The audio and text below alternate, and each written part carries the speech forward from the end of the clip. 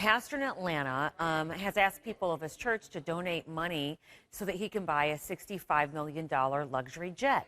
Creflo Dollar's the pastor's name, and he said basically that the old jet, yes, he has an old jet, has mechanical problems, it's aging, but he's facing a lot of backlash now after he posted the video asking for the money. For over 20 years, you've been a part of getting Creflo Dollar Ministries to distant lands to share the truth of the gospel for 200,000 people to give contributions of $300 or more to make this a reality. If all of our existing partners. So it is obviously a huge congregation, Yes. 200,000 people? Or is he just asking online? He's asking 200,000 people to give $300 each. There you get your $60 million A for the new jet. G6. Yes. I think what is the Gulfstream? The Gulfstream. G650, and it Wow. can get you from New York to Los Angeles in 2.5 hours. Now, in defense of the pastor, people would say, wow, okay, so this is needed for international travel if you're someone who believes in, say, spreading of the word of the gospel Yes. to lands unknown. That is the argument. On the other side, what's wrong with the commercial jet? Exactly. Commercial flight. And most say that. I mean, Yes. the hashtag Creflo Dollar was trending.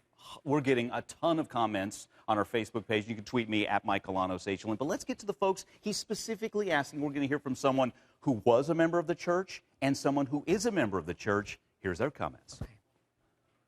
Creflo Dollar didn't have a jet when I was here, and now he has one, and he's asking for another one.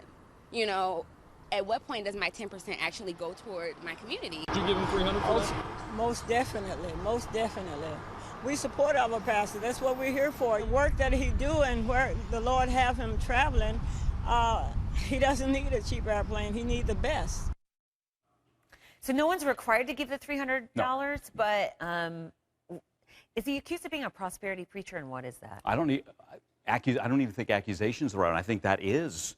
He's kind of known for that when he preaches. Okay. And it basically, I mean, you can't outgive God. If you give 10, God will bless you with 100. You give 100, God will bless you with 1,000. That's kind of that thinking there. But a lot of people do not buy it, and they certainly are not buying the whole jet thing. Let's read some of the comments from our viewers. Again, we're getting a ton. You can keep them coming. Here's what Ann says. I think he's a crooked man. No one needs a private jet to spread the word of God. But you heard the member of the congregation. In her mind, what's more important than spreading the gospel? So, of course, I'm going to spend the $300. That's her thinking. Let's get to the other one. And here's one in his camp.